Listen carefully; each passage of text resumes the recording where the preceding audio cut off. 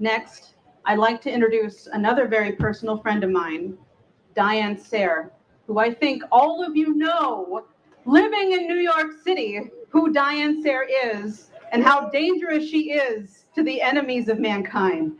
Please join us today.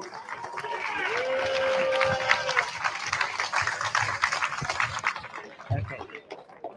Thanks.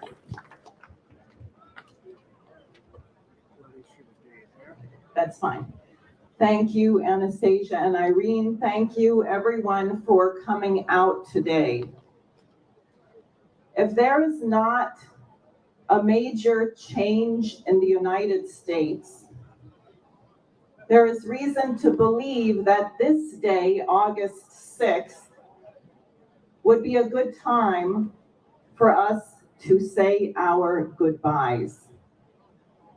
Our goodbyes to each other, goodbye to the planet, and goodbye to the paintings of Rembrandt, the discoveries of Ibn Sina and Albert Einstein, the philosophy of Confucius and Leibniz, the principles of the US Constitution, the poetry of Shelley, and the music of Beethoven.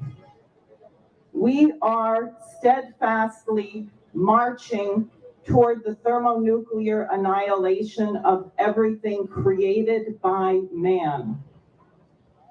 Wasn't that the point of dropping the bomb on this day 78 years ago?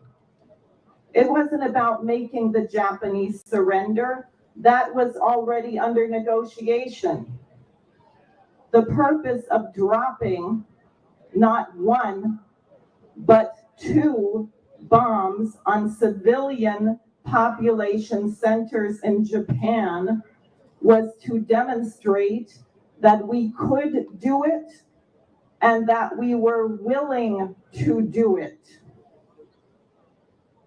Is there anyone here so naive as to believe that we have become more moral since the day that Madeleine Albright declared that although it was a tough decision, the lives of 500,000 Iraqi children was a reasonable price to pay to achieve our goals in Iraq, which apparently we still haven't achieved because we're still there, illegally occupying that nation. You know, the American illegals squatting in nations all over the planet who don't want us there. So it's time for you to disabuse your friends of the notion that some wise person who has somehow managed to stay out of jail inside the Beltway is going to stand up and stop this thing before we go over the cliff. Waiting for that person would guarantee that we were all finished.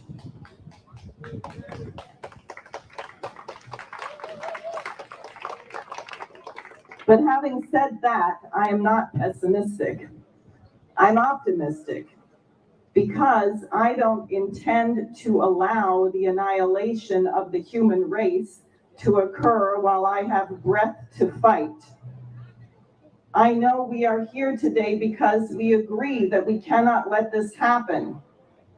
And although they are not here with us in Dag Hammarskjöld Plaza, billions of people around the world are saying no to Anglophile, which sounds a little bit like pedophile, hegemony.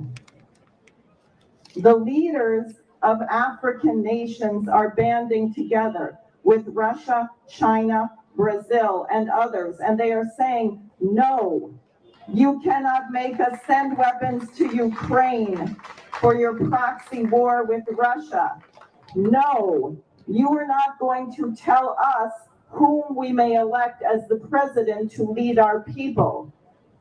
As soon as these international leaders can hear and see signs of sentient life from within the United States, we will have a global resistance which can liberate us all from the billionaire perverts who seek to divide, rule, and depopulate us. In 1988, Lyndon LaRouche made a bold proposal for the reunification of Germany based on what he knew to be the coming end of the Soviet communist system. They were bankrupt, and he said, "Let us feed Poland in return for the reunification of Germany." 3 months later, he was sitting in federal prison.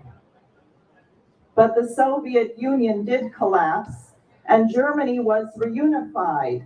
But instead of embracing this as a great opportunity to liberate mankind and raise the standard of living worldwide, Maggie Thatcher, the iron-pumping Prime Minister of the UK at the time, and George H.W. Bush jumped on their flying carpets and broomsticks and flew all over the world, starting wars. We had the hideous invasion of Panama, the first Iraq War, war in the Balkans, the Malvinas, and many, many more wars that we don't even know about. LaRouche from prison and his wife Helga from Germany warned the arrogant Anglophiles who believed they were the winners that just as the communist system collapsed, the collapse of the British liberal free trade system was nigh. And when that system collapsed, there would be a great revolutionary change of far greater magnitude than the dissolution of the Soviet Union. That moment has arrived. As Jamie Dimon of JP Morgan Chase gobbles up one bankrupt bank after the next, subsidized by taxpayer-funded bailouts, I am sure that there are plenty of Wall Street and City of London insiders wallowing in their dirty diapers in secret board meetings trying to figure out what to do. I don't know what to do. Let's overthrow Putin. Let's overthrow Xi Jinping. Then it won't matter if we collapse because at least they won't be running the show anymore. Well, it ain't working. The beautiful irony is that the more that they try to destroy other nations, the faster they destroy themselves. I think that's how God intended for things to work. So we're on the brink of thermonuclear war because that is all they have left to do. I and others here are running for office because that we know we have to shift the United States. But I think November of 2024 may be too late. We need Americans in the streets now. We need delegations in 435 congressional districts, visiting your congressman so many times that you are on a first name basis with every single staffer in their office. Anyone who supports one more nickel going to Ukraine should never be elected for anything ever again.